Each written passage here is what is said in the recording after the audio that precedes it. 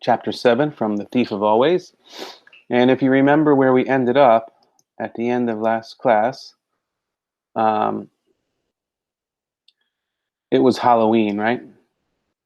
And Wendell, he scared Harvey with he was like dropped the ladder, and then he hung like a pumpkin with arms and legs from a tree like this here. So yesterday was Halloween.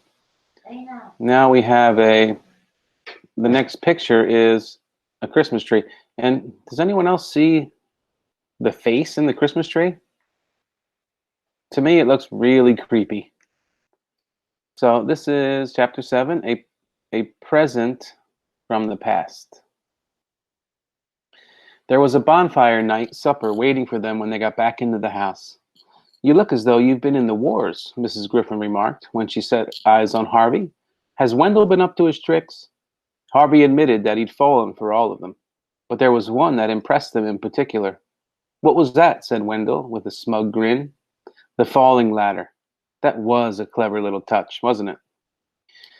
No, not the ladder, said Harvey. What then? The thing in the sky. Oh, that?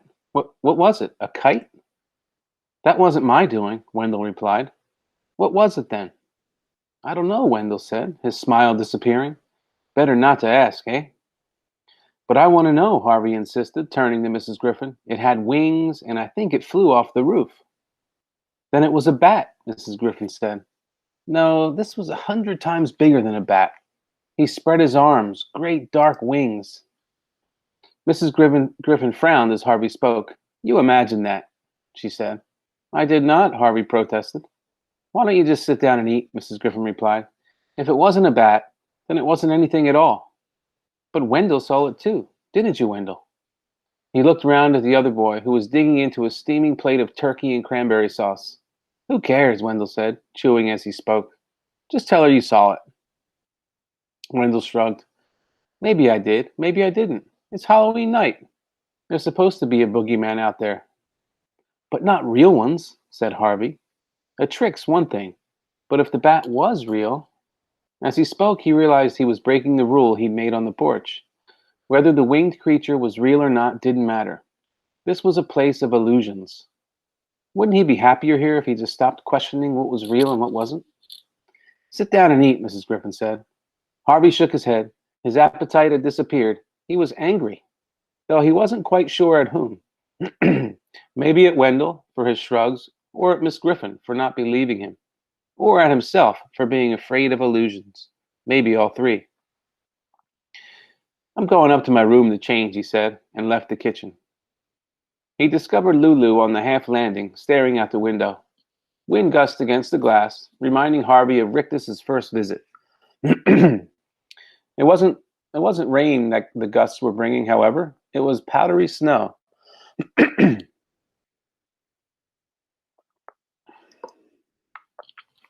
It'll be Christmas soon. Will it? There'll be presents for everyone. There always are. You should wish for something. Is that what you're doing? She shook her head. No, she said. I've been here so long, I've got everything I ever wanted. Would you like to see? Harvey said yes, and she led him up the stairs to her room, which was immense and filled with treasures. She obviously had a passion for boxes. Tiny jeweled boxes, large carved boxes, a box for her collection of glass balls, a box that played tinkling music, a box into which 100 smaller boxes fitted.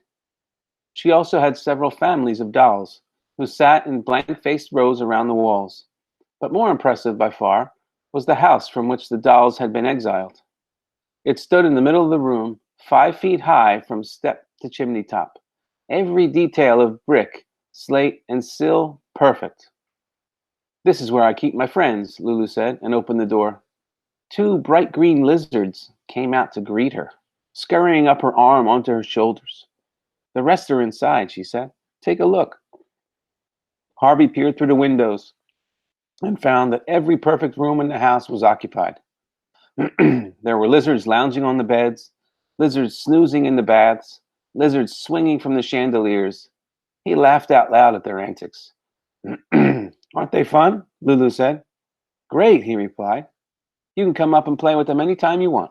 Thanks. They're really friendly. They only bite when they're hungry. Here. She plucked one off her shoulder and dropped it into Harvey's hands. It promptly ran up and perched on his head, much to Lulu's amazement. They enjoyed the company of both the lizards and each other for a long while, until Harvey caught a glimpse of his reflection in one of the windows, and remembered what a sight he was. I'd better go and wash, he told Lulu. I'll see you later. She smiled at him. I like you, Harvey Swick, she said. Her plainness made him plain. I like you too, he told her. Then, his expression darkening, he said, I wouldn't want anything to happen to you. She looked puzzled. I saw you at the lake, he said. Did you? She replied. I don't remember. Well, anyway, it's deep. You should always be careful. You could slip and fall in. I'll be careful, she said as he opened the door. Oh, and Harvey, yes? Don't forget to wish for something. What shall I ask for, he wondered as he washed the dirt off his face. Something impossible, maybe? To see just how much magic the house possessed? A white tiger, perhaps? A full-size Zeppelin? A ticket to the moon? The answer came from the depths of his memory. He'd wished for a present that he'd been given and lost a long time ago.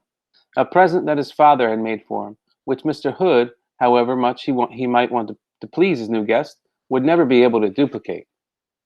The Ark, he murmured. No. Sorry about that. Where are we going?